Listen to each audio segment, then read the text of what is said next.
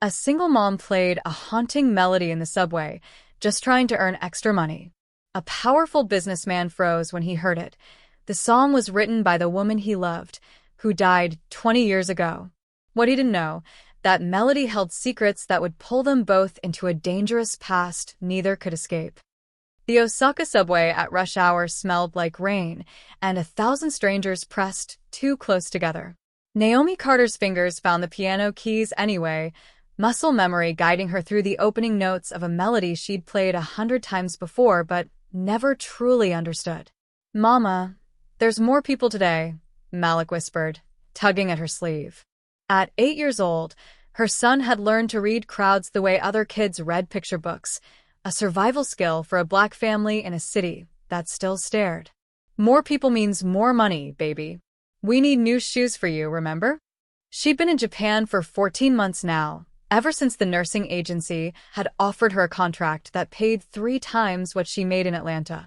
The plan had been simple: work hard, save money, give Malik opportunities she never had. Nobody mentioned how lonely it would feel. Our son would be the only black kid in his elementary school, or how she'd end up playing piano in subway stations because even with nursing wages, Tokyo rent ate through her paycheck like fire through paper. The notebook sat propped against the upright piano, battered leather, water-stained, filled with handwritten sheet music. She'd found it in a thrift store on Auburn Avenue 2 years ago, buried under boxes of old records. $5. The melody inside had no title, no composer's name, just measures of haunting notes that felt like longing made audible. Naomi played the opening phrase. Commuters flowed past like water around a stone, most not even glancing her way. A few coins clinked into her open keyboard case. She'd learned not to expect much. Japan ran on punctuality and routine. Street performers were curiosities, not destinations. But then the crowd changed. It started as a ripple of stillness, spreading backward from the station entrance. Conversations dropped mid-sentence. Footsteps faltered. Naomi kept playing, assuming someone important had arrived, maybe a celebrity, or one of those pop idols Malik watched on YouTube. Then she saw him. The man moved like violence contained in an expensive suit. Mid-40s, maybe, with silver threading through black hair slicked back from a face that could have been carved from stone. But it wasn't his appearance that made Naomi's fingers stumble on the keys. It was the way everyone around him had gone absolutely, completely silent. 3 men flanked him, their dark suits identical, their expressions blank. But the man in the center had stopped walking. He stood frozen in the middle of the crowded platform, staring at Naomi with an intensity that made her skin prickle. No, not at her. At the piano. At the music. Nanga. Malik's hand found hers, his voice small. Naomi lifted her fingers from the keys. The melody died mid-phrase, leaving an aching silence in its wake. The man moved forward. The crowd parted like he carried a magnetic field that repelled human contact. When he reached the piano, he studied Naomi with eyes that looked like they'd seen too much and forgotten how to look away. "Where did you learn that song?" His English was perfect, accent barely noticeable. Naomi's throat went dry. Up close, she could see the tattoos peeking out from under his collar, intricate patterns that disappeared beneath the expensive fabric. She'd been in Japan long enough to know what that meant. Yakuza, the Japanese Mafia. "I asked you a question." His voice never rose, but something in it made Malik press against her side. "A notebook," Naomi managed. "I bought a notebook in Atlanta. The music was inside." "Show me." It wasn't a request. Naomi's hands shook as she picked up the leather-bound book and held it out. The man, she couldn't think of him as anything but dangerous, took it with careful fingers, as if it might shatter. He flipped through the pages, and for just a moment, something cracked in that stone face. Pain. Raw and old, and deep enough to drown in. "Where exactly did you buy this?" He looked up, and Naomi saw her own reflection in those dark eyes. She looked terrified. She was. "A thrift store. I don't remember the name. It was 2 years ago before I moved here. I liked the melody." "You play it often?" In Atlanta, sometimes. Here a few times. Why? What's wrong? One of the suited men leaned close, whispering something in rapid Japanese. The dangerous man's jaw tightened. He closed the notebook, but instead of returning it, he held it against his chest like it was precious. This song was written by someone I knew. Someone who died 20 years ago. And you? He gestured at Naomi, at Malik, at their small corner of the subway platform. You should not have this music. Fear spiked through Naomi's chest. I bought it legally.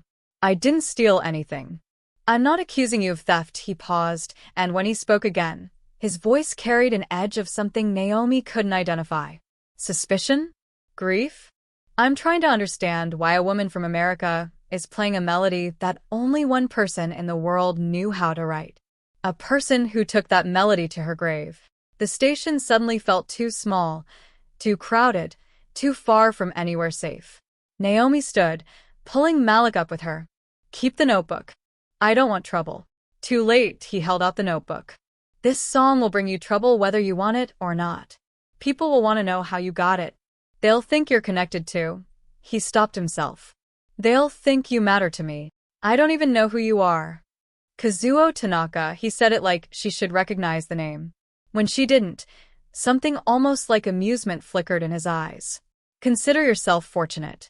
The people who know my name usually have good reason to fear it. Naomi snatched the notebook back. Her keyboard case snapped shut with fumbling fingers. Come on, Malik. We're leaving. Wait, Kazuo's hand moved to his jacket, and Naomi's heart stopped until she realized he was pulling out a business card. He held it out. Someone followed you here. 2 men in gray jackets, near the vending machines. They work for people who'd very much like to know why I stopped to speak with you. Naomi's blood went cold. She spotted them immediately. 2 men pretending to study their phones, but their attention was locked on her and Kazuo. What do I do? The question came out barely above a whisper. Take the card. Call that number if anyone approaches you about the song, about me, about anything unusual. And miss, he waited until she met his eyes. Don't play that melody in public again.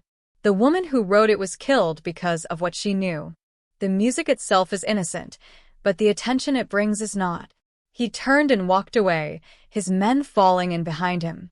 The crowd swallowed them up, and suddenly the subway station was just a subway station again. Commuters rushing, trains arriving, life moving forward.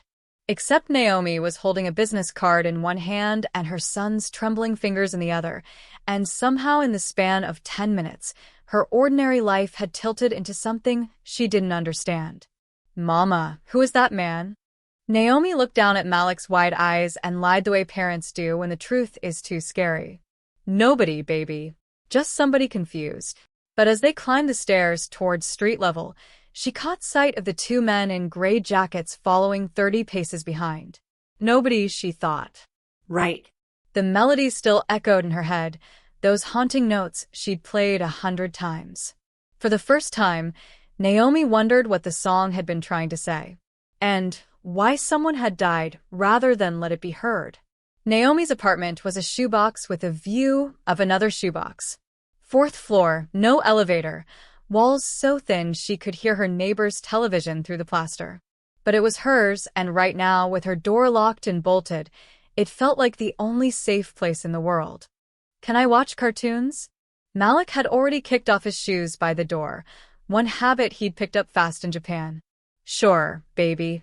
Keep the volume low, okay? Naomi moved to the window, careful to stay behind the curtain. The street below looked normal. Salarymen heading home from work. A woman walking her dog. Nobody in gray jackets. Nobody watching. She pulled the curtain closed anyway. The business card sat on her kitchen counter like a live grenade. Black cardstock, silver lettering. Just a name, Kazuo Tanaka, and a phone number. No company, no title, nothing that explained who he was or why a melody from a dead woman had made him look like he'd seen a ghost. Naomi picked up the leather notebook, flipping through pages of handwritten music. The composer had beautiful penmanship, each note placed with careful precision. But there were smudges too, places where the ink had run. Water damage? Or tears? Her phone buzzed. Unknown number. Her heart jumped into her throat. She almost didn't answer, but what if it was Kazuo? What if those men had? Hello? Heavy breathing. Then a click. The phone buzzed again immediately. Different, unknown number. This time, she didn't answer. The call went to voicemail. No message. Mama, I'm hungry. Malik appeared in the kitchen doorway, remote in hand. Naomi forced a smile. How about we order pizza? The place down the street delivers. The one with the weird corn topping? We'll get half cheese, just for you. She ordered on her phone, gave her address, paid with a credit card. Normal things. Safe things. But her hands shook the whole time, and when Malik hugged her waist, she held on tighter than she meant to. The pizza arrived 40 minutes later. Naomi checked through the peephole 3 times before opening the door, and even then, she kept the chain lock engaged until she saw it was actually a delivery driver with actual pizza. Paranoid, she thought. You're being paranoid. But Kazuo's words kept echoing in her head. Someone followed you here. They ate in front of the television, Malik narrating the cartoon in his broken Japanese while Naomi pretended to watch. Her mind was elsewhere, spinning through possibilities. Should she call the police? And tell them what? That a gangster warned her about other gangsters? Should she call the nursing agency, ask for a transfer to a different city? Should she call Kazuo? Her phone buzzed again. Another unknown number. Stop it, she whispered to the screen. This time, they left a voicemail. Naomi's finger hovered over the delete button, but morbid curiosity won. She pressed play. Static. Street noise. Then a voice, male, speaking English with a thick accent. The American woman with the piano. We know where you live. We know about your son. You have something that doesn't belong to you. The message ended. Naomi's pizza turned to cardboard in her mouth. She set down her plate with numb fingers, mind racing. They knew where she lived. They knew about Malik. Mama? You okay? Malik was staring at her with those 2 observant eyes. Yeah, baby. I'm fine. Hey, how about you sleep in my bed tonight? Like a sleepover. Really? His face lit up. He usually begged for this on weekends. Really? Go brush your teeth. The moment Malik disappeared into the bathroom, Naomi grabbed Kazuo's business card. Her fingers shook as she dialed.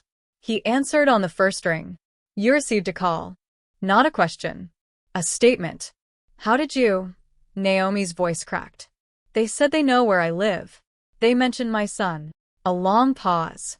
She heard voices in the background, rapid Japanese, someone giving orders.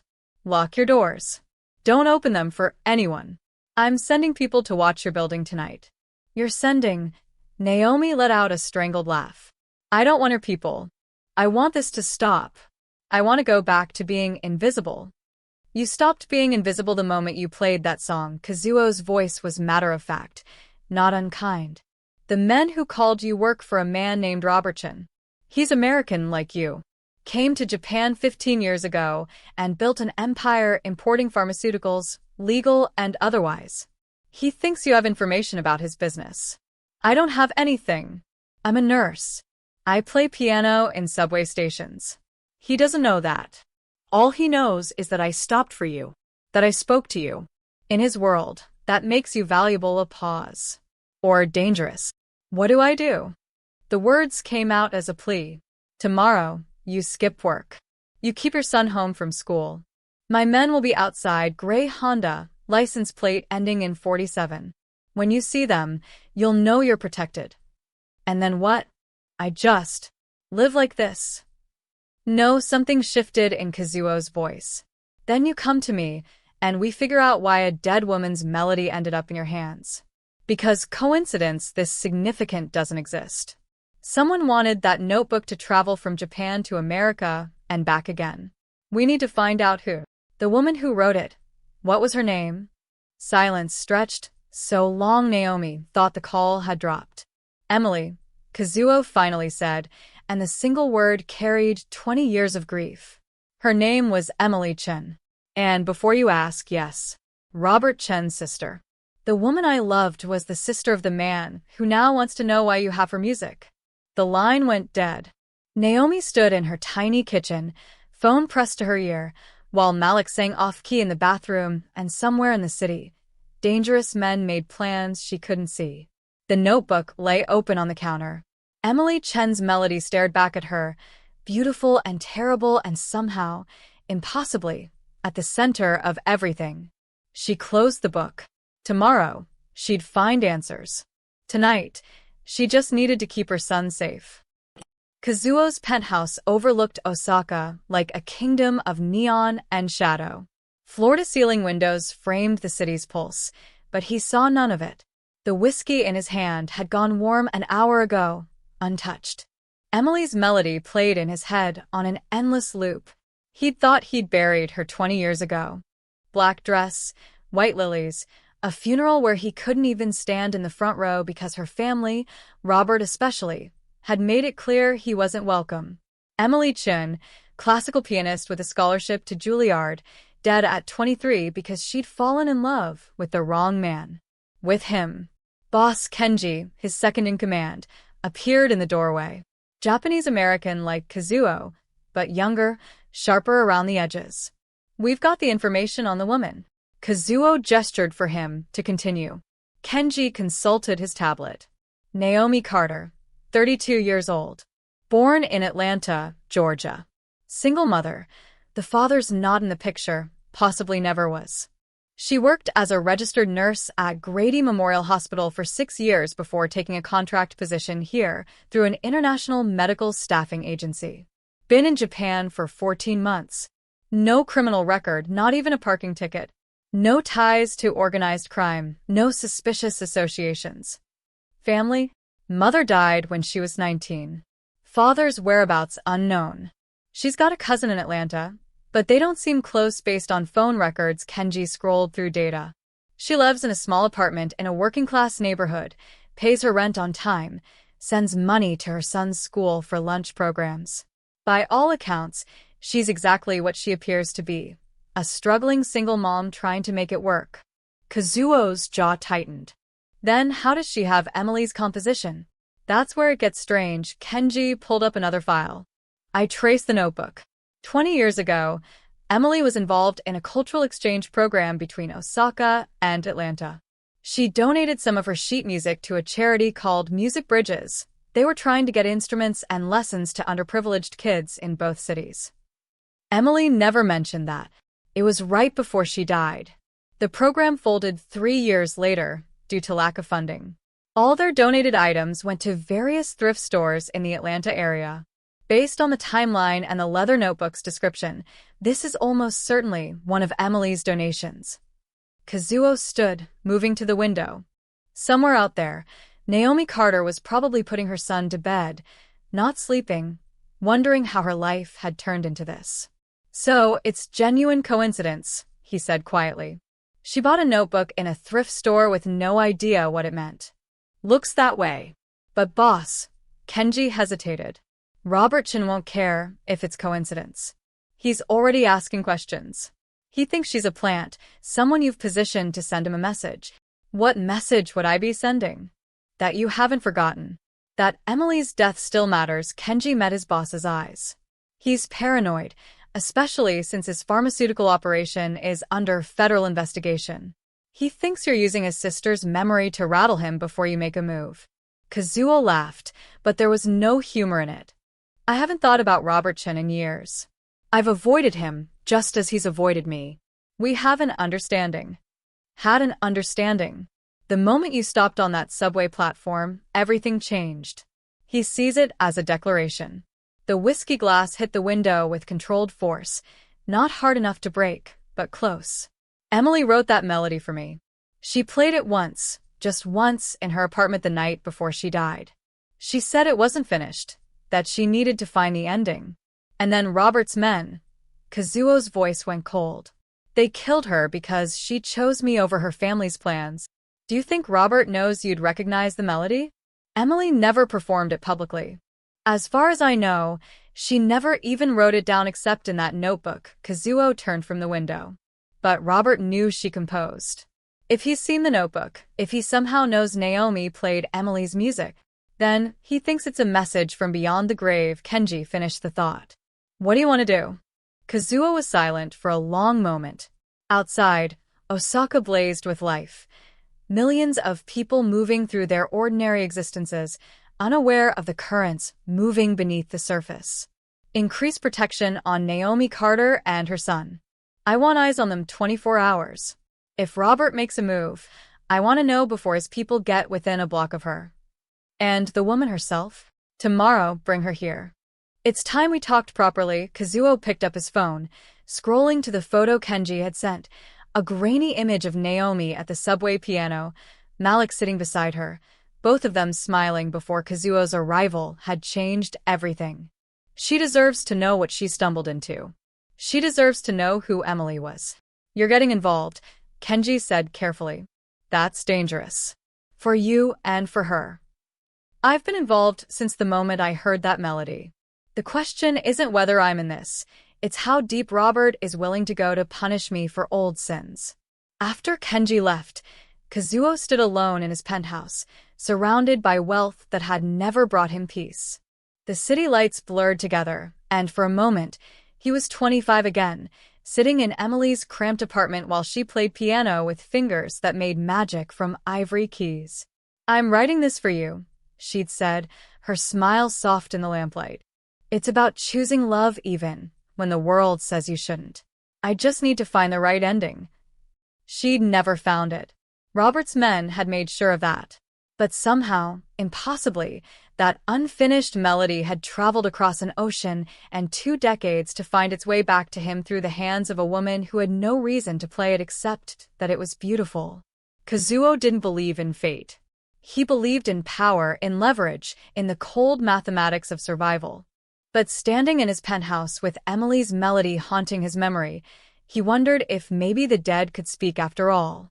And if Emily was trying to tell him something he'd been too buried in grief to hear for 20 years. Tomorrow, he'd start looking for answers. Tonight, he'd remember a woman who'd loved him enough to die for it. Naomi didn't sleep. Every creak of the building, every footstep in the hallway above, every distant siren sent her heart racing. Malik sprawled beside her in bed, one arm thrown across her stomach, his breathing deep and peaceful in a way she envied. At 6 a.m., she gave up pretending and slipped out of bed to make coffee. The gray Honda was already parked across the street when she peeked through the curtains. License plate ending in 47, just like Kazuo said. 2 men sat in the front seats, one reading a newspaper, the other watching her building with the stillness of someone paid to notice everything. Protection, she thought. Or surveillance. Maybe both. She called in sick to the hospital, her voice raspy enough to sell the lie. Then she called Malik's school, spinning a story about a stomach bug.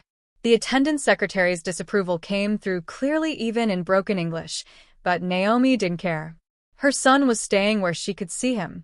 Mama, why aren't I going to school? Malik shuffled into the kitchen, hair sticking up in every direction. You're taking a day off. We both are. She poured cereal, hands steadier than they'd been last night. How about we watch movies? Make popcorn? In the morning? His eyes went wide with the scandal of it. Why not? It's a special day. Special. Right. Special like a natural disaster was special. By 9 a.m., they were 2 episodes into a cartoon marathon when Naomi noticed the second car. Black sedan, parked 3 spaces behind the Honda. Tinted windows. Engine running. Her stomach dropped. She grabbed her phone, dialing Kazuo's number with shaking fingers. There's another car, she said the moment he answered. Black sedan, behind your people. I think they're watching the watchers. A pause. Stay away from the windows. I'm sending more men. How many people are going to camp out on my street? The neighbors are going to think. The neighbors are going to think what they think. Would you rather be embarrassed or dead? The bluntness knocked the air from her lungs. I just want this to stop. It will. But first, it has to play out. His voice softened slightly. I'm coming to get you. Pack a bag for you and your son, enough for a few days. You're not safe in that apartment. Where are you taking us? Somewhere Robert Chen can't reach you. Somewhere we can figure out what's really happening here. Before she could argue, he hung up. Malik looked up from the television. Who was that? A friend, the lie tasted bitter. We're going on a little trip, okay? An adventure. What kind of adventure? Naomi forced brightness into her voice. The kind where we stay somewhere new for a couple days. Won't that be fun? Malik's expression said he wasn't buying it, but he was 8, not stupid. He'd learned when to push and when to stay quiet. They packed quickly, clothes, toiletries. Malik's stuffed elephant he still slept with but claimed was just for decoration. Naomi grabbed the leather notebook last, shoving it deep into her bag where Malik wouldn't see it. The knock came at 10:30. Naomi checked the peephole 3 times before opening the door. Kenji stood in the hallway, flanked by 2 men in dark suits. He looked younger in daylight, maybe early 30s, with sharp eyes that cataloged everything in a single sweep. Ms. Carter. I'm Kenji. Mr. Tanaka sent me to escort you. The black sedan is being handled. He stepped aside, revealing the hallway was empty both ways. We'll take the back stairs. There's a car waiting in the alley. What about the men in the sedan? They're having a conversation with my colleagues about appropriate behavior in residential neighborhoods. Kenji's smile didn't reach his eyes. Shall we? Naomi gripped Malik's hand and followed. The back stairwell smelled like mildew and old cooking oil. Their footsteps echoed in the concrete space. Kenji moved ahead of them, one hand inside his jacket in a way that made Naomi's mouth go dry. The 2 men followed behind, boxing them in. They emerged in an alley behind the building. A black SUV idled near the dumpsters, windows tinted darker than legal. Kenji opened the back door. Get in. Quickly. Naomi hesitated. This was it, the moment of no return. Once she got in that car, she was choosing Kazuo's protection over whatever slim chance she had of walking away clean. Then she saw them. 2 men in gray jackets, different men from the subway, but cut from the same cloth, emerged from behind a delivery truck at the alley's entrance. One reached into his jacket. Now. Kenji shoved Naomi toward the SUV. She threw Malik into the back seat and dove in after him, landing hard as Kenji slammed the door. The engine roared. Tires squealed against wet pavement. Through the rear window, Naomi watched the men in gray jackets running after them, falling behind as the SUV accelerated. One pulled out a phone. Are they going to follow us? Her voice came out higher than intended. The driver, a man built like a linebacker with a scar across his jaw, glanced in the rearview mirror. They'll try. We'll lose them. He wasn't lying. The SUV whipped through Osaka's streets like water through a maze, taking corners fast enough to make Malik squeal with nervous laughter. Naomi held him tight, watching the city blur past. After 20 minutes of evasive driving, the driver nodded. We're clear. Kenji, riding shotgun, turned to face them. There's water in the cooler. Help yourself. We've got about an hour's drive. Where are we going? Naomi asked. Somewhere quiet. Somewhere you can breathe for a minute. He studied her face. Mr. Tanaka wants to talk. He thinks you deserve to know the whole story about Emily Chen and why her music is worth killing for. I don't understand why anyone would kill over a melody. That's because you don't know what Emily discovered. Kenji's expression went dark. She didn't just write music, Ms. Carter. She documented her brother's crimes in the only language she thought was safe. Every note, every measure, it's a code. And you've been playing evidence of murder disguised as a love song. The world tilted. Naomi looked down at her bag, where the notebook lay hidden. All those beautiful notes. All those careful measures. Not just music. A message. And she'd been broadcasting it to anyone who knew how to listen. The safe house sat in the mountains an hour outside Osaka, hidden behind tall pines and a winding private road. Traditional Japanese architecture mixed with modern security, cameras hidden in eaves, reinforced doors behind sliding paper screens, and men with earpieces patrolling the perimeter. Malik pressed his face against the SUV window as they pulled up. Whoa. Is this a mansion? It's a house, Kenji said. Mr. Tanaka uses it when he needs privacy. Inside, the place smelled like cedar and green tea. Kenji led them through rooms with tatami mats and low tables until they reached a Western-style den with leather couches and a wall of books.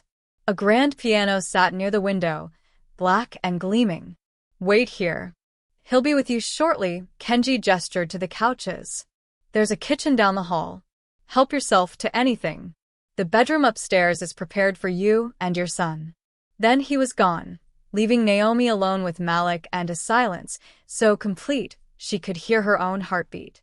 "Mama, what's happening?" Malik's voice was small. "Are we in trouble?" Naomi pulled him close. "No, baby. We're safe. These people are helping us." "Helping us from what?" Before she could answer, Kazuo appeared in the doorway.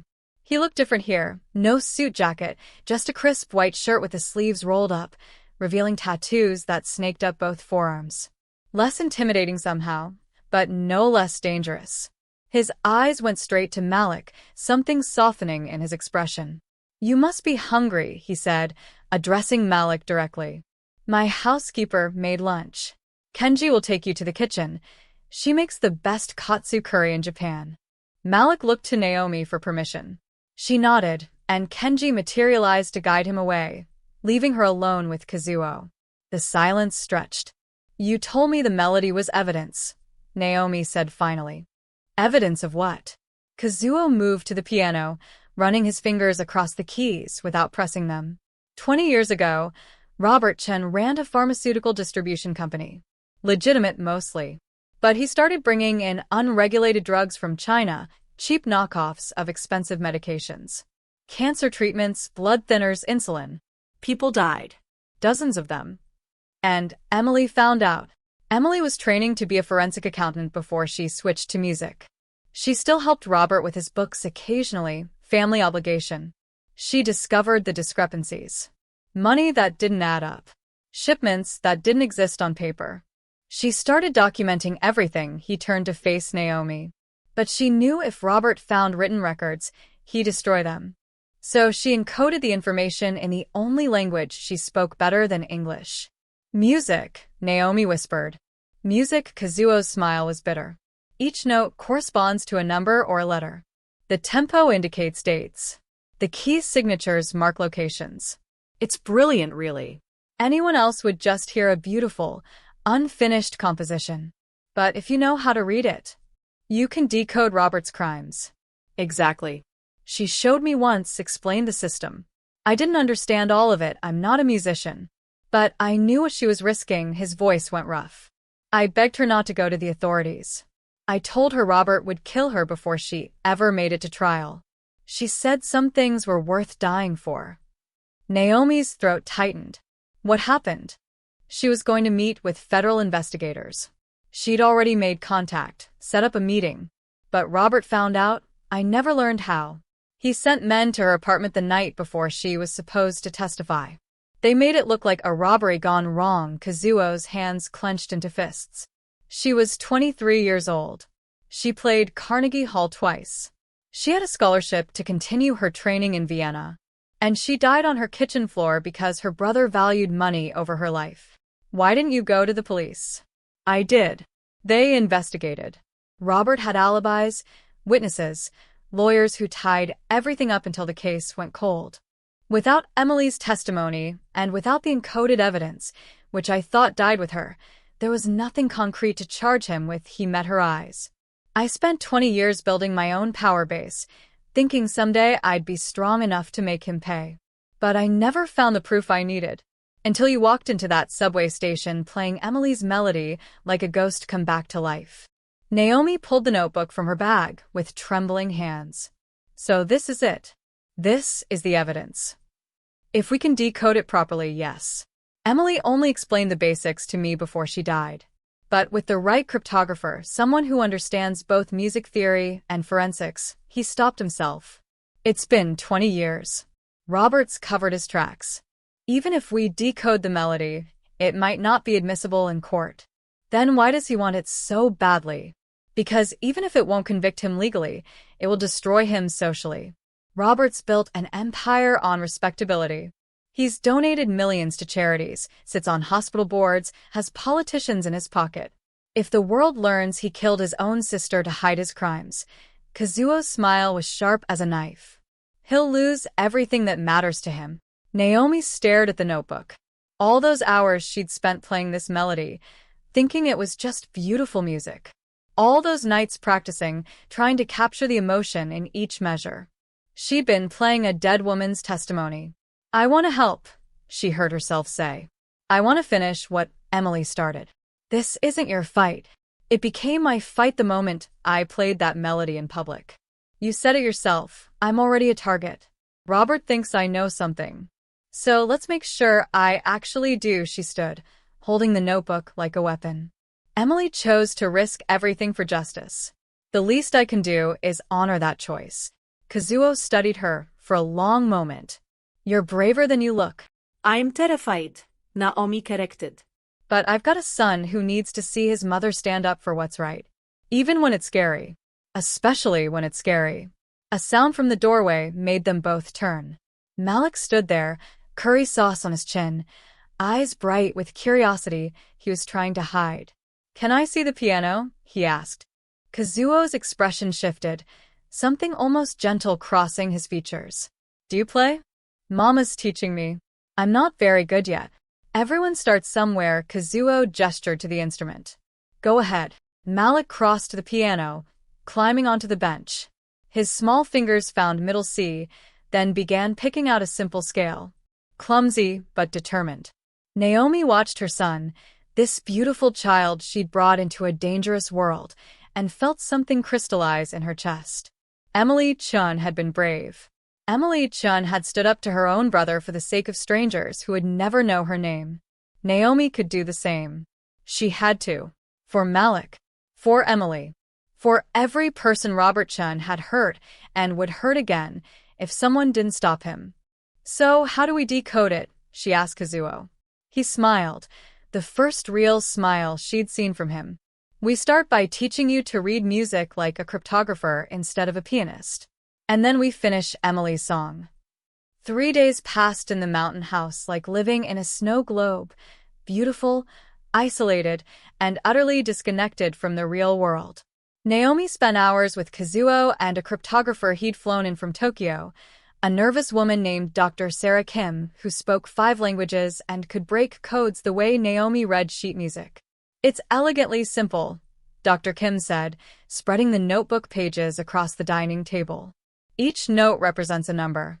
A is 1, B is 2, and so on. The measure numbers correspond to dates. The time signatures indicate amounts, money, shipments. It's all here. Naomi watched as Emily's beautiful melody transformed into columns of data. Dates of illegal shipments. Names of distributors. Bank account numbers. 20 years old, but damning. This would have destroyed him, Kazuo murmured, staring at the decoded information. Even now, if we can verify any of this. That's the problem, Dr. Kim interrupted. It's been 2 decades. Companies fold. People die or disappear.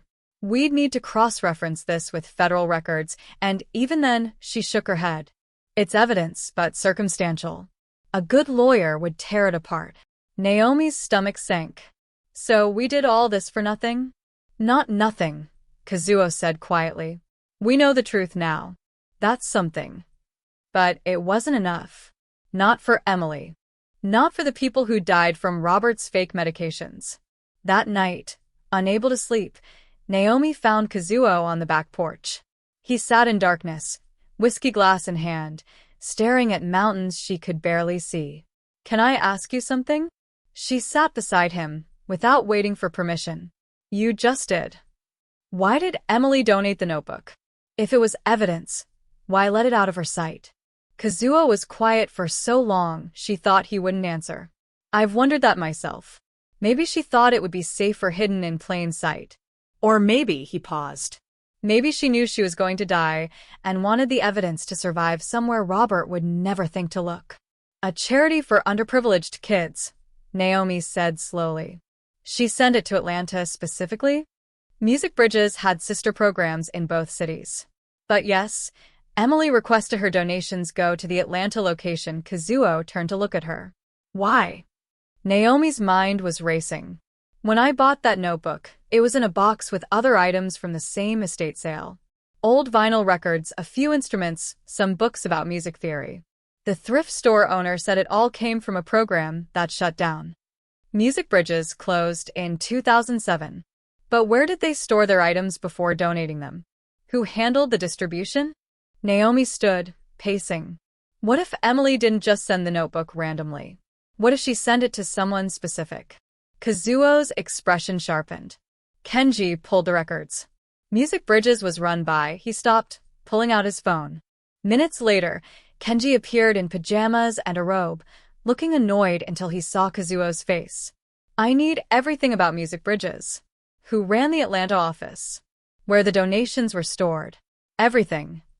Kenji disappeared and returned 20 minutes later with a laptop.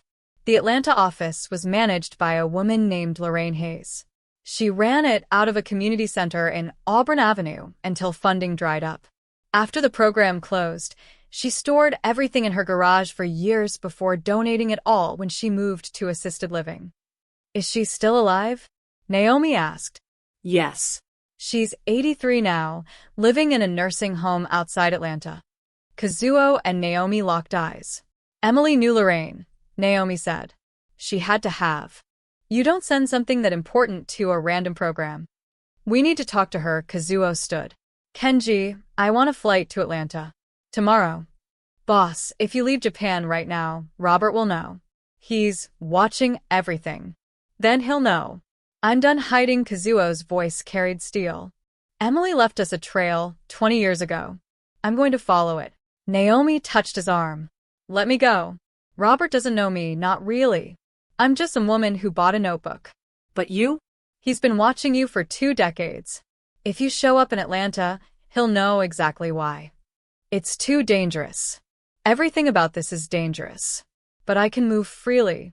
I can visit a nursing home without raising alarms. I can be invisible in ways you can't. She squeezed his arm. Emily sent that notebook to Atlanta for a reason. Let me find out why. The next morning, Naomi stood in Kazuo's study while he made arrangements. Malik was still asleep, exhausted from exploring the mountain property with Kenji's men who'd been surprisingly patient with an 8-year-old's questions. Kenji will go with you, Kazuo said, not looking up from his phone. 2 of my best men as well. You'll have protection. What do I ask Lorraine? Ask her about Emily. Ask her what Emily said when she donated the items. Ask her. He finally met her eyes. Ask her if Emily knew she was going to die. The question hung in the air like smoke. You think she had a plan, Naomi said slowly. Beyond just documenting Robert's crimes.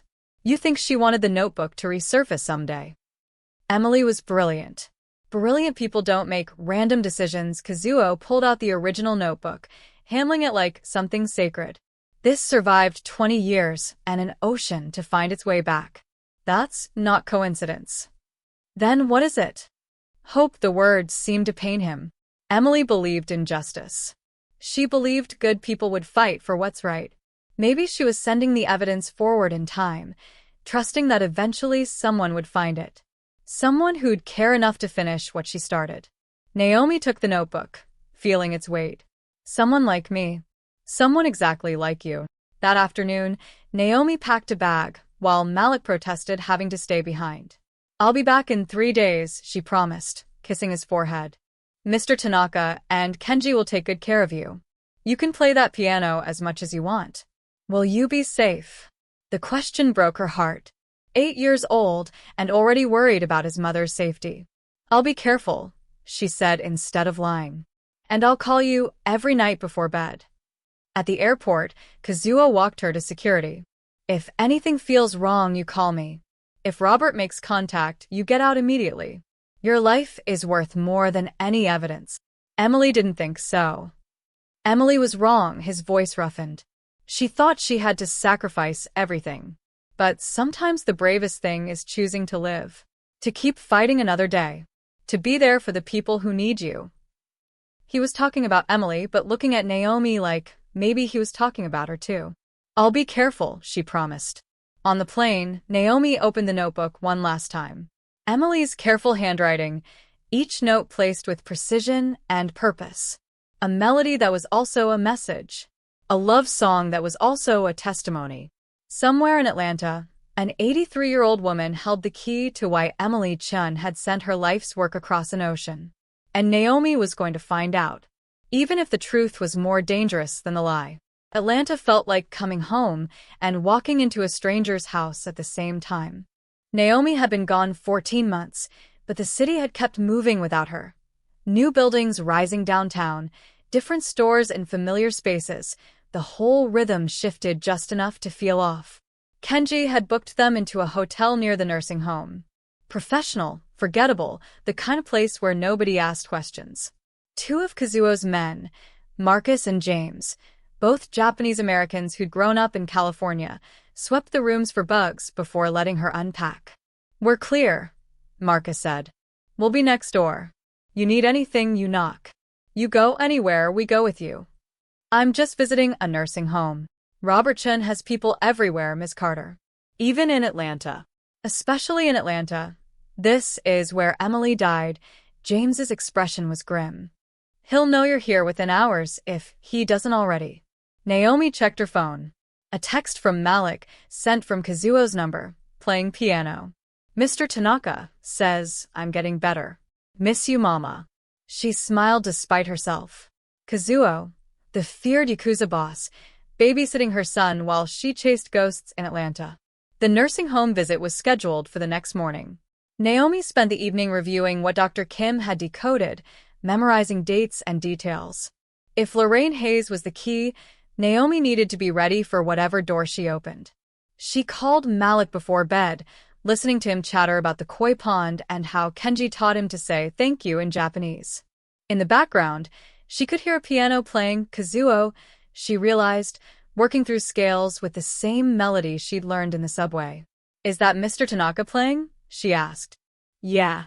He says Emily taught him, but he never got very good. He's teaching me what he remembers." Something warm and complicated twisted in Naomi's chest. "That's nice, baby. Listen to him carefully, okay? He's a good teacher." After they hung up, she stared at the ceiling and wondered when her life had become so tangled with a man she'd met less than a week ago.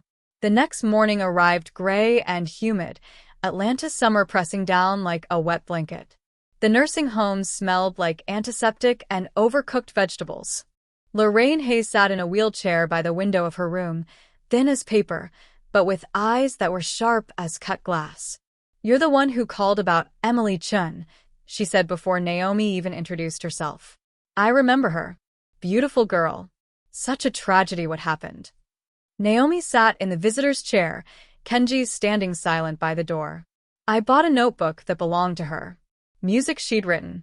I'm trying to understand why she donated it to Music Bridges." Lorraine's eyes narrowed. "That notebook traveled a long way to find you, didn't it? All the way back to Japan, I heard. You knew it would resurface. Emily told me it would. She said someday someone would need it. Someone who'd understand what to do with it." Lorraine's gnarled hands folded in her lap. "She came to see me 3 days before she died. Said her brother had discovered what she knew, and she was going to the authorities. She gave me that notebook and made me promise to keep it safe until Music Bridges closed, then let it find its own way into the world." "She knew he would kill her," Naomi whispered. "She knew. And she went anyway. Because she couldn't live with herself if she stayed quiet." Lorraine reached out, touching Naomi's hand. "She said the music would find someone worthy. Someone brave." I see she was right. Naomi's phone buzzed. A text from Marcus. Company outside. Gray sedan. 3 men. "We need to move. Now." Kenji's hand went to his jacket. "Miss Carter." The window exploded inward. Glass rained down as Kenji tackled Naomi to the floor. Lorraine screamed. Shouts erupted from the hallway. Marcus and James, their voices sharp with urgency. "Back door." Kenji hauled Naomi up, pulling her toward the room's second exit. They burst into a service corridor just as gunfire cracked through the building. Not loud like movies, sharp, percussive, terrifyingly real. Kenji shoved her forward, his body between her and the danger. Marcus appeared at a junction, blood streaming from his temple. 6 men, maybe more. They're not trying to talk, boss. They're here to clean up. Where's James? Holding the front. We need to get her out. They ran through corridors that smelled like bleach and fear, elderly residents crying out in confusion, nurses scrambling to help. Naomi's heart hammered against her ribs. This was her fault. She'd brought violence to a place full of vulnerable people. The loading dock exit burst open. Kenji's SUV sat idling, James behind the wheel with a split lip and wild eyes. Go, go, go. Marcus threw Naomi into the back seat, diving in after her. The SUV peeled out as men in dark clothes rounded the corner, weapons drawn. Bullets punched through the rear window, safety glass spiderwebbing but holding. Naomi pressed herself flat across the seat, hands over her head, while Kenji returned fire through the broken window. They hit the main road doing 60, weaving through traffic with James driving like his life depended on it, because it did. All their lives did. Are they following? Naomi gasped. 2 cars, Marcus confirmed, applying pressure to a wound on his arm she hadn't noticed. We're not going to outrun them in the city. Kenji's phone buzzed. He answered, listened, his expression going dark. Understood, he turned to Naomi. Robert knows you went to see Lorraine. He's activated every asset he has in Atlanta. We have to assume he knows about Malik. The world stopped. What? The word came out strangled. Kazuo just sent a message. Robert's people made a move on the safe house. They're trying to get to your son. Naomi lunged forward, grabbing Kenji's shoulder. Is he safe? Is Malik safe? Kazuo has him. They're secure for now, but his phone buzzed again. He read the message, and something terrible crossed his face. Robert just made contact. He wants to negotiate. Negotiate what? A trade. Kenji met her eyes in the rearview mirror. The notebook and you, in exchange for your son's safety. He's given us 12 hours to decide. The SUV swerved around a corner, tires squealing. Behind them, the pursuit cars closed the distance. And somewhere in Japan, Naomi's 8-year-old son was being used as leverage in a war that started before he was born. Turn around, Naomi said, her voice deadly calm. Get me to the airport. I'm going back to Japan. Miss Carter. Now. She didn't yell. She didn't have to. The steel in her voice said everything. Emily Chun had sacrificed everything for justice. Naomi would sacrifice just as much to save her son. But unlike Emily, she wasn't planning to die. She was planning to win. The flight back to Japan took 14 hours. Naomi didn't sleep. Couldn't. Every time she closed her eyes, she saw Malik's face, heard his voice asking if she'd be safe. She'd promised to be careful, and now her son was caught in a war between 2 men who'd been enemies since before he was born. Kenji worked his phone the entire flight, coordinating with Kazuo, tracking Robert's movements, ensuring the safe house remained secure. Marcus slept fitfully, his arm bandaged where a bullet had grazed him. James watched the cabin like threats might materialize from thin air. He's fine, Kenji said without looking up, reading Naomi's mind. Kazuo moved him to a secondary location the moment Robert's people got close. Your son doesn't even know there was danger. How long can we keep him safe? As long as it takes, Kenji finally met her eyes. Boss would die before letting anything happen to that boy. The certainty in his voice should have been comforting. Instead, it terrified her. Because it meant Kazuo cared enough about Malik, or about her, to put himself in Robert's crosshairs. They landed in Osaka as dawn broke, painting the city in shades of gold and shadow. A convoy of 3 SUVs waited on the tarmac, engines running. Kazuo stood beside the lead vehicle, and the moment Naomi saw him, something in her chest unclenched. Mana. Malik burst from the SUV and ran to her. Naomi dropped to her knees, catching him in a hug so fierce, she felt his small body compress. Baby. Oh, baby. Are you okay? I'm fine. We went to a different house. It has a pool. And Mr. Tanaka let me stay up late watching movies. Malik pulled back, studying her face. Did you find what you needed in Atlanta? I did, she smoothed his hair, checking him for injuries she knew wouldn't be there but needed to see anyway. I found exactly what I needed. Kazuo approached slowly, giving them space.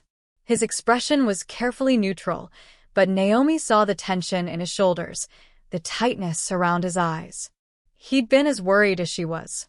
We should move, he said quietly. This location is secure, but staying still makes us vulnerable. The new safe house sat deep in the countryside, surrounded by rice fields and mountains. Bigger than the first one, with more men patrolling, more cameras, more everything. A fortress disguised as a traditional Japanese estate. Inside, Malik immediately gravitated to the piano in the main room, a beautiful grand that made the previous one look like a toy. Can I play? He asked Kazuo. It's why I had it brought here. Kazuo's voice softened in that way it only did around Malik. Show me what you've learned. While Malik played his halting scales, Naomi and Kazuo retreated to a private study. The moment the door closed, exhaustion hit her like a wave. Lorraine Hayes confirmed everything, she said, sinking into a chair. Emily knew Robert would kill her. She planned for the notebook to survive, to find someone who would finish what she started. She called it faith in the future. Faith, Kazuo repeated bitterly. Emily always had too much of that. She was right, though. The notebook found me. I found you. We decoded it. We know what Robert did. Knowing and proving are different things. The evidence is 20 years old. Without corroboration. Then we find corroboration. Naomi leaned forward. Lorraine said Emily documented everything methodically. If she encoded it in music, maybe there are other pieces. Other compositions that fill in the gaps. Emily only composed one piece after she discovered Robert's crimes. The melody was her last work. She died before finishing it. Naomi stood, pacing. That's what I don't understand.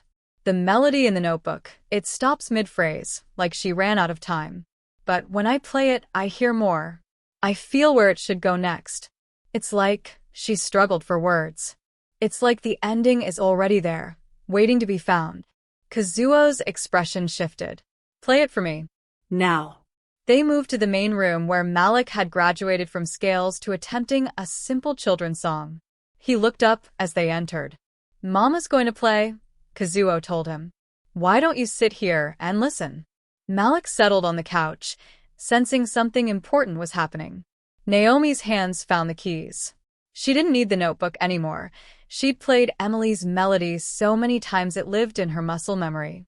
The opening phrases flowed out, haunting and beautiful, building toward the place where Emily's writing stopped. But Naomi didn't stop.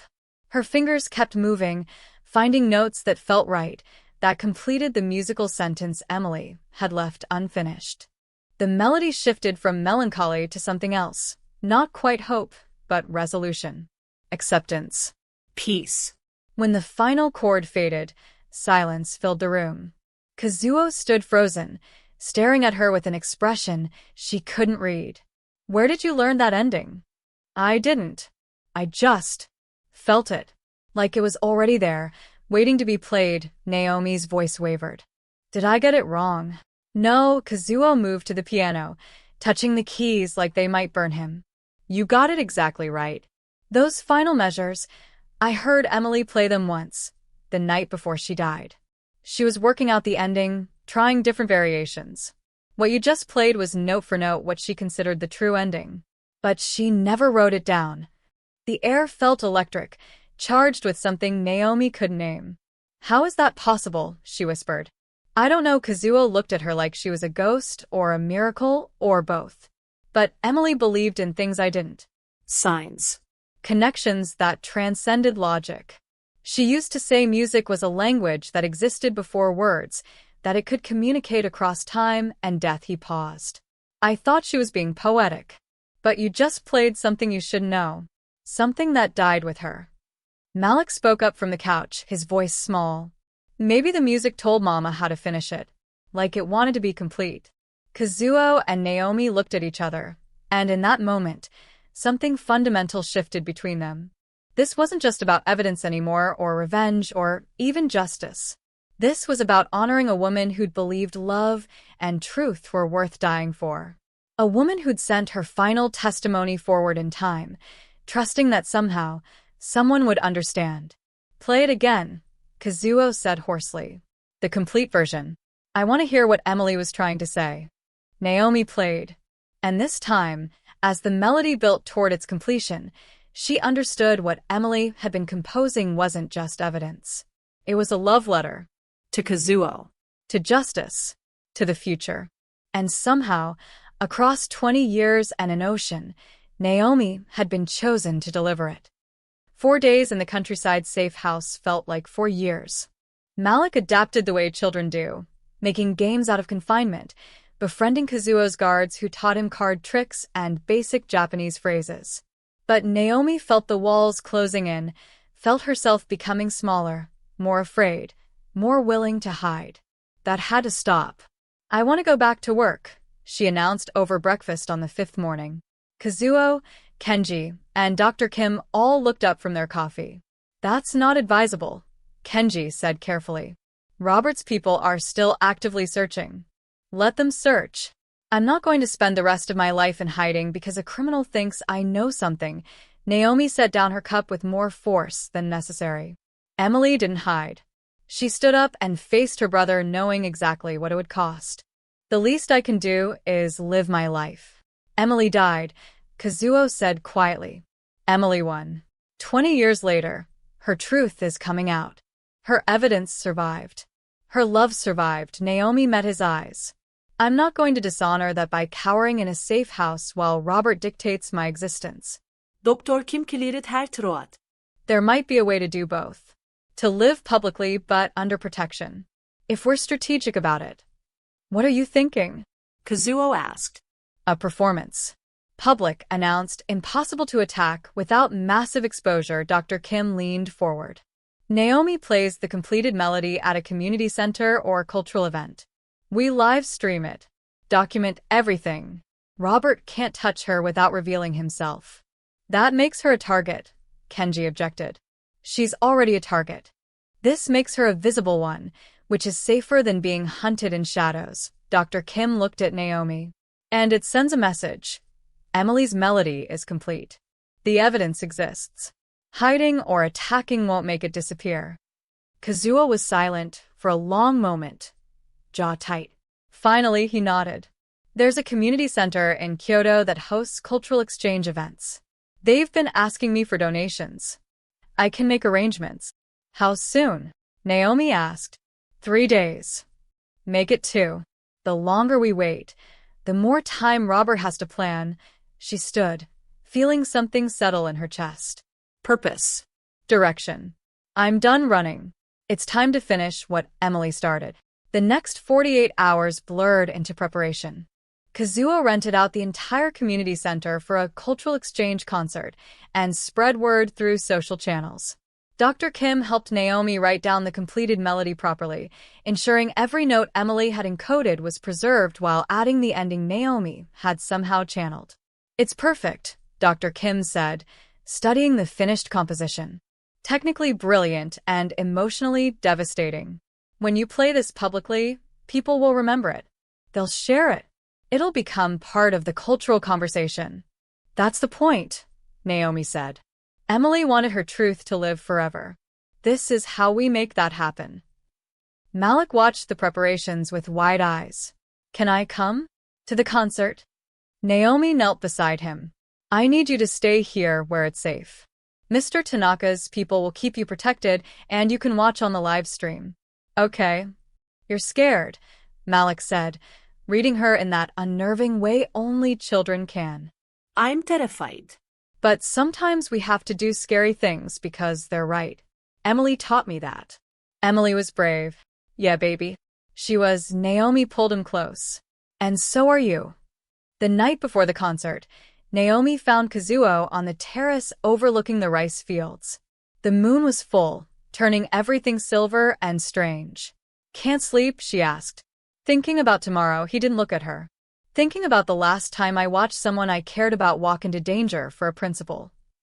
"I'm not Emily." No. "You're not." Finally, he turned. Emily believed in ideals, in abstract concepts like justice and truth. You believe in your son, in surviving, in building a future. That makes you more dangerous to Robert than Emily ever was, because you won't martyr yourself. You'll fight dirty if you have to. Is that a compliment? It's an observation. His expression softened. And a warning. If things go wrong tomorrow, you get out. You don't play hero. You don't sacrifice yourself for a dead woman's melody. You survive for your son. And if I can't do both, survive and honor Emily, then you choose survival. Every time, without hesitation, he stepped closer. Emily's been dead 20 years. Malik needs his mother now. That matters more than any evidence, any justice, any revenge. Naomi thought about that, about priorities and sacrifice and what it meant to be brave versus being stupid. What do you need, Kazuo? She asked softly. Justice for Emily? Or peace from her ghost? The question seemed to hit him physically. He looked away, jaw working. I don't know anymore, he admitted. I've spent 2 decades wanting Robert to pay. But standing here, knowing tomorrow you'll play Emily's complete melody for the world, he paused. Maybe what I actually need is to let her rest. To know her death meant something beyond my grief. It did. It brought us here. It brought her music into the light. It brought you into danger. No. Playing that melody in the subway brought me into danger.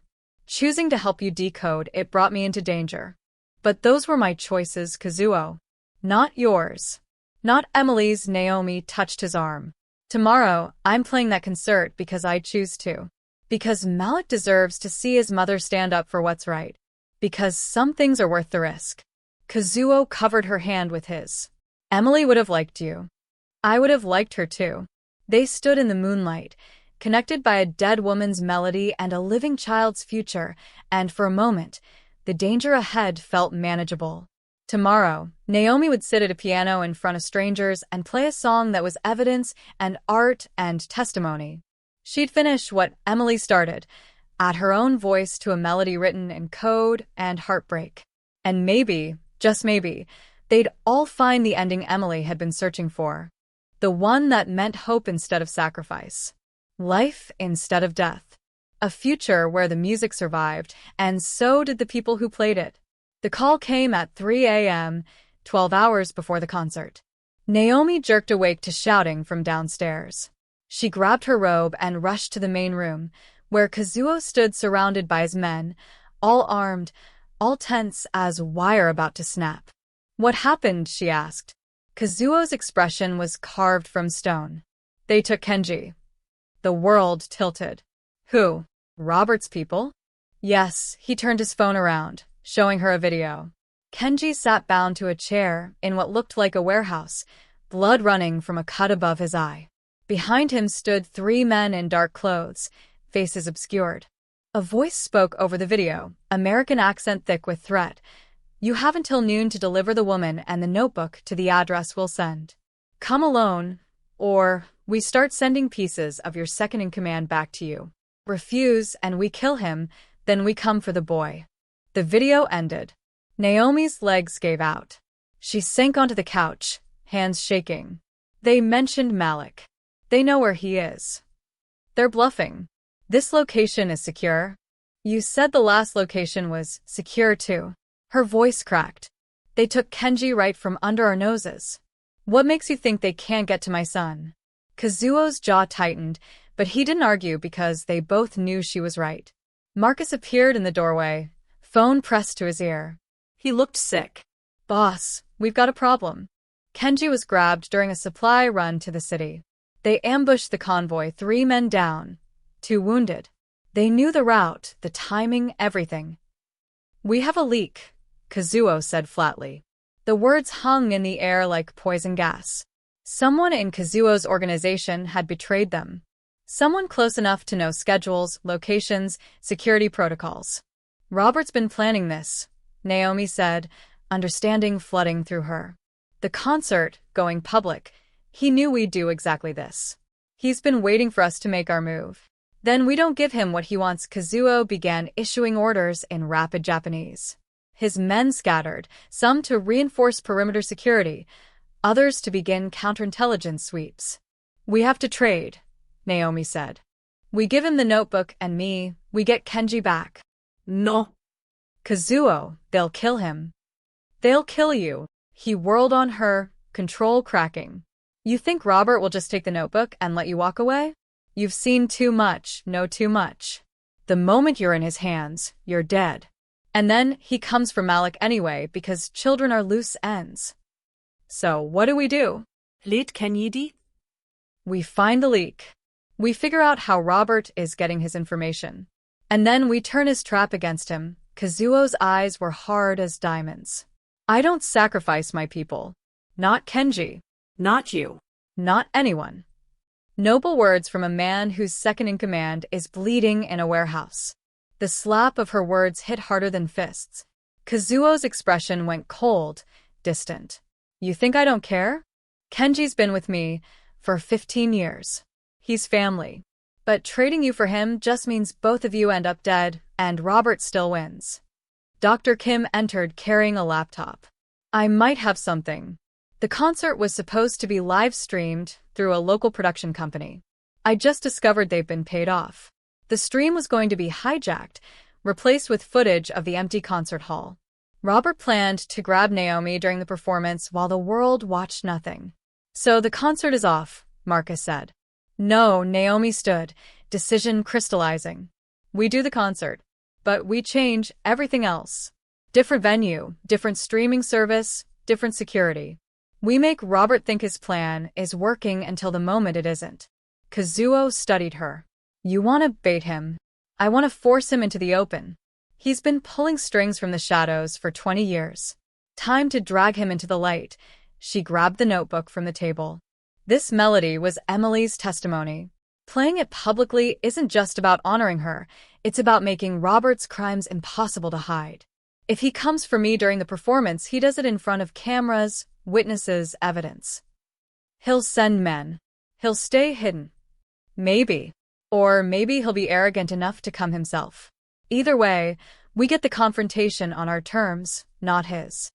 A new message arrived on Kazuo's phone. He read it, expression darkening. The address for the exchange. An abandoned harbor in Osaka Bay. Noon tomorrow. The same time as the concert, Dr. Kim noted. He's forcing us to choose, Marcus said. Save Kenji or protect Naomi. We do both, Kazuo began typing rapidly. The harbor is industrial, isolated, perfect for an ambush. But it's also his weakness. He chose it because he thinks we're predictable. We split our forces. Half with me to get Kenji. Half with Naomi at a new concert location with instructions to go public the moment anything happens. That spreads us thin, Marcus warned. It also spreads Robert thin. He can't be in two places at once. Kazuo looked at Naomi. You're sure about this? Once we commit, there's no backing out. I've never been more sure of anything. She thought of Malik sleeping upstairs, innocent and trusting. Of Kenji bleeding in a warehouse. Of Emily, dead 20 years, but still fighting for justice. We end this tomorrow. One way or another. The war room exploded into activity. Plans made and remade. Weapons checked. Routes planned. Every detail scrutinized for leaks, for traps, for the 1,000 ways everything could go catastrophically wrong. Naomi returned to her room as dawn broke. She found Malik awake, sitting by the window. I heard yelling, he said quietly. Are we in danger again? She could lie. Should lie. But he deserved truth, even the scary kind. Yes. But we're fighting back. Tomorrow, I'm going to play Emily's melody for everyone. And Mr. Tanaka is going to make sure we're all safe. What if the bad man comes? Then we'll be ready. She pulled him close. I promise you, baby. No matter what happens tomorrow, I will keep you safe. That's what mothers do. Malik was quiet for a moment. Then, Emily's mother didn't keep her safe. The observation was devastating in its simplicity. No, Naomi agreed softly. She didn't. But Emily chose to be brave anyway. And sometimes that's what matters most. Choosing to fight for what's right even when you're scared. Are you scared, Mama? Terrified. But you're going to play anyway? Yes. Malik hugged her tighter. Then I think Emily would be proud. Naomi held her son and watched the sun rise over the mountains, painting the world in shades of gold and blood. Noon tomorrow. Everything would end. She just had to make sure they survived to see how. The abandoned harbor smelled like rust and dead fish. Naomi stood beside Kazuo as noon approached, the notebook clutched against her chest like armor. Behind them, Marcus and 6 other men fanned out in tactical positions. Ahead, across 50 yards of cracked concrete, Robertson waited with twice as many. You weren't supposed to come, Kazuo said quietly, eyes never leaving Robert. And you weren't supposed to let me. Yet here we are. Naomi's voice was steadier than her hands. If this is ending today, I need to be here. Emily deserves that. Kenji knelt in the center of the space between the two groups, hands bound, face swollen from beating. But his eyes were alert, tracking movements, calculating odds. Robertson looked nothing like the monster Naomi had built in her mind. Mid-50s, distinguished gray at his temples, expensive suit that probably cost more than her monthly rent. He could have been anyone's uncle, any businessman closing a deal. Until you saw his eyes, cold as a snake's, empty of anything resembling conscience. Kazuo Tanaka, Robert's voice carried across the space. 20 years. You look older. Grief does that. Kazuo's hand rested casually on his jacket, inches from his weapon. Let Kenji go. This is between us. Is it? Because from where I stand, this is about a woman playing a melody she has no right to play. Robert's gaze shifted to Naomi. Ms. Carter, you've caused me considerable inconvenience. Your sister caused you inconvenience. Naomi shot back. I just finished what she started. Something flickered in Robert's expression. My sister was a naive idealist who thought the world ran on principles instead of power. She learned differently. She learned you were a murderer. Naomi took a step forward, ignoring Kazuo's warning grip on her arm. She documented everything you did. Every illegal shipment, every death your fake medications caused. She encoded it in music because she knew you'd never look there. And where did that evidence get her? Dead on her kitchen floor, Robert smiled without warmth. Justice is a pretty word, Miss Carter. But in the real world, power is what matters. Emily had evidence. I had men with guns. We both got what we deserved. You killed your own sister. I eliminated a threat to everything our family built. He said it like discussing quarterly profits. She would have destroyed us all for strangers who would have forgotten her name within a week. I couldn't allow that. Kazuo's control cracked. She loved you. She believed family meant something. Family means survival. Loyalty. Not betrayal. Robert's expression hardened. She chose you over us, Kazuo. A Yakuza thug with delusions of honor. She deserved what happened. The words hung in the air like a lit fuse. Then Naomi saw it, the old upright piano sitting near the warehouse entrance. Festival decoration, she realized. The harbor hosted summer concerts for families. Some remnant of normal life in this place of violence. I want to play something, she said suddenly. Everyone stared at her like she'd lost her mind. Naomi, Kazuo started. You want the notebook? She held it up. You want Emily's testimony silenced? Then let me play it first. One last time. Let me show you what your sister was really trying to say. Robert laughed, harsh and brittle. You think music will change anything? I think Emily believed it would. I think she believed beauty and truth could break through evil. Let me prove her right. Or prove her wrong. Either way, Naomi met his eyes. If you're so certain you won, what do you have to fear from one woman and a piano? The challenge hung between them. Robert studied her, calculating, then gestured to his men. Let her play. We could use the entertainment before we clean up this mess. Kazuo caught her arm as she moved toward the piano. What are you doing? Finishing what Emily started, she squeezed his hand. Trust me. The piano was out of tune, keys yellowed with age. Naomi sat on the cracked bench, opened the notebook one final time, though she didn't need it anymore. Emily's melody lived in her bones now. She began to play. The opening notes cut through the harbor's desolation like light through fog. Haunting, beautiful, building with mathematical precision towards something that transcended mere music. Around her, men with guns shifted uncomfortably. Even Robert's expression changed, memory and grief warring with rage. Naomi poured everything into the performance. Emily's pain, her own fear, Malik's innocence, the 20 years of silence that had protected a murderer. She played it all, encoding new truth into the old melody, that love outlasted death, that justice could wait decades for the right moment, that one woman's courage could echo through time. The melody shifted into the ending sheet, somehow channeled. Resolution. Peace. Not victory exactly, but something more, acceptance that the fight mattered even when the fighter fell.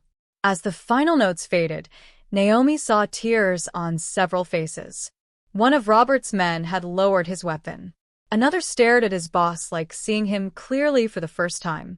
Robert's face was ashen. "Where did you learn that ending?" "Emily taught me. Across 20 years and an ocean." Through music that refuses to die, Naomi stood, closing the notebook. "She's still here, Robert. Still testifying. Still fighting. And she's not alone anymore." The crack of gunfire shattered the moment. One of Robert's men, young, barely 20, raised his weapon with shaking hands. "I can't do this. My grandmother died from those fake medications. I didn't know, I didn't understand until—" "Stand down," Robert barked. But the young man kept his gun pointed at his own boss. "You killed your sister. You killed my grandmother. How many others?" More weapons shifted. Robert's men turning on each other, the fragile alliance splintering as Emily's testimony, delivered through music, finally hit home. Then chaos erupted. Someone fired. Naomi hit the ground as Kazuo's body covered hers. Bullets punched through the air where she'd been standing. Marcus and his team returned fire, moving to extract Kenji. Through the violence, Naomi saw Robert running, his own men too busy fighting each other to protect him. Kazuo started after him, but Naomi grabbed his jacket. "Let him go. We need to leave, now." Sirens wailed in the distance. Someone had called the police. Maybe one of Robert's men. Maybe a civilian who heard gunshots. Either way, they were out of time. Kazuo hauled Kenji to his feet. Blood everywhere, but everyone moving. They ran for the SUVs as police cars screamed toward the harbor. In the chaos of their escape, Naomi looked back once. The piano sat abandoned, the notebook lying open on its bench, Emily's melody exposed to the wind and world. Let them find it, she thought. Let everyone know. Emily's testimony had finally been delivered. 2 weeks later, Osaka Concert Hall glowed like a paper lantern against the evening sky. Naomi stood backstage, hands trembling as she adjusted her dress. Simple black, nothing fancy. But Malik had insisted. She looked like a princess. "You nervous, Mama?" He sat on a folding chair, legs swinging, wearing the suit Kazuo had bought him. Too expensive, Naomi had protested. Necessary, Kazuo had insisted. Terrified, she admitted. "But you're gonna play anyway?" "Yeah, baby. "I'm gonna play anyway." The past 2 weeks had been a hurricane. The notebook found at the harbor had sparked federal investigations on 2 continents. Robert Chen had vanished, fled to China, rumor said, or South America, or maybe dead in a ditch somewhere. His pharmaceutical empire was collapsing, executives arrested, accounts frozen. The bodies were finally being counted. Kenji recovered in a private hospital, his injuries serious, but not fatal. He'd sent Naomi flowers with a note. "Thank you for being braver than any of us." And Kazuo had pulled strings, called in favors, made things happen the way powerful men do. This concert, billed as a charity event for families affected by pharmaceutical fraud, had been his idea. "Let Emily's melody do what it was always meant to do," he'd said. "Bring light to darkness. Give voice to the silent.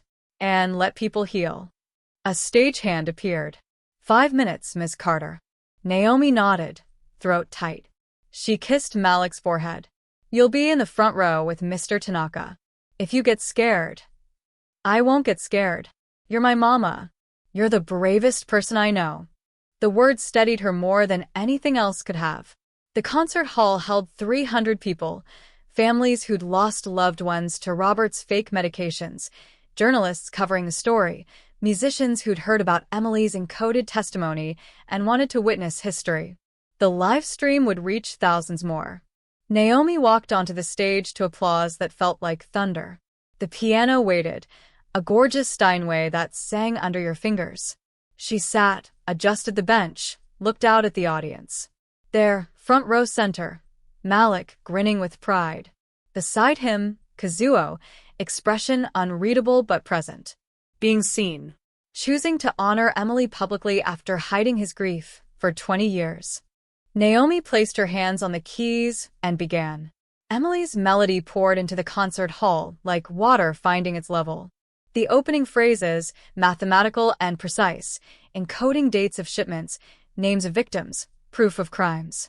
But also something else, longing, love, the ache of choosing principle over safety. Naomi let the music speak. For Emily, who died believing her testimony would survive. For the families in the audience who'd lost grandmothers, fathers, children to medications that were nothing but sugar pills and poison.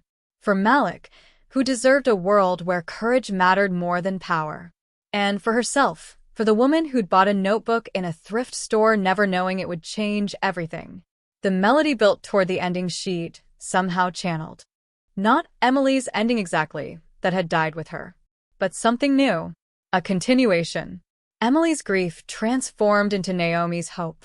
Emily's sacrifice made meaningful by Naomi's survival. The final chord hung in the air like a prayer. Silence. Then applause that shook the rafters. People standing, crying, some playing the recording back on their phones immediately, already sharing it, making it viral, making it matter. Naomi stood, bowed, and allowed herself to believe Emily would have approved. Backstage, Malik threw himself into her arms. You are perfect. Everyone was crying. Mr. Tanaka cried. I did not, Kazuo said, appearing behind them. But his eyes were red-rimmed, his voice rough. The acoustics were affecting. Naomi smiled. The acoustics. Right. People swarmed backstage, journalists wanting quotes, families wanting to thank her, musicians wanting to discuss Emily's composition techniques. Naomi handled it all with Kenji's help, still moving slowly, but insisting on being present, until finally, mercifully, the crowd thinned. Dr. Kim found her near the stage exit. The federal prosecutor wants to meet with you. Emily's melody, combined with the financial records we decoded, is building a case that might reach beyond Robert. His entire network. Good, Naomi said simply. There's something else. Dr. Kim pulled out her phone, showing a news article. They found Robert. Chinese authorities arrested him at a Shanghai airport trying to board a flight to Singapore. Interpol has him in custody. He's going to trial. Naomi's knees went weak. They caught him. Emily caught him. You just finished delivering the evidence. Dr. Kim squeezed her shoulder. Justice is slow, but it's happening. Later, much later, after Malik had fallen asleep in the car on the way back to their apartment, their real apartment, Naomi had refused to stay in hiding. She found Kazuo standing on her building's roof. Osaka spread below them, a city of lights and possibility. You didn't have to come up, she said, joining him at the railing. I wanted to. He was quiet for a moment. I spent 20 years wanting revenge. Wanting Robert to hurt the way Emily hurt, the way I hurt. But tonight, listening to you play, he paused. I realized Emily didn't want revenge. She wanted justice. And more than that, she wanted the world to be better. For that to matter more than her death. Do you think we did that? Made it matter? I think you did. You took her melody and gave it wings. You made sure she didn't die for nothing. Kazuo turned to face her. You gave me permission to let her rest. And now I figure out what comes next. What a life looks like when it's not built around grief and revenge. He smiled slightly. You have any ideas? Naomi thought about Malik sleeping downstairs. About the nursing shifts she'd return to next week. about piano performances in subway stations that had led to this impossible moment. "I think," she said slowly, "we just keep living. We keep being brave when it matters. We keep finishing the melodies that other people started." That simple? That complicated. They stood in comfortable silence, two people who'd been thrown together by chance and choice and a dead woman's song. The future stretched ahead, uncertain but no longer haunted. "Malik wants piano lessons," Kazuo said. "Real ones. I told him I'd pay." "You don't have to." "I want to." Emily would have wanted that. A child learning music, carrying forward the language she loved. He met Naomi's eyes. "And I'd like to stay in touch. If that's acceptable." More than acceptable. Below them, Osaka lived and breathed and moved forward. Somewhere in the city, families were reading about Robert Chen's arrest. Somewhere, Emily's melody was being shared, analyzed, celebrated. Somewhere, justice was slowly, painfully happening. And on a rooftop in a working-class neighborhood, two people who'd survived impossible odds stood together and chose hope over fear. Naomi thought of Emily, brilliant, brave, dead at 23, and made a silent promise. "I'll keep playing. I'll keep fighting. I'll make sure your song never stops being heard." The melody that had bridged two worlds, two times, two hearts, would live forever. Just like Emily always believed it would. The end.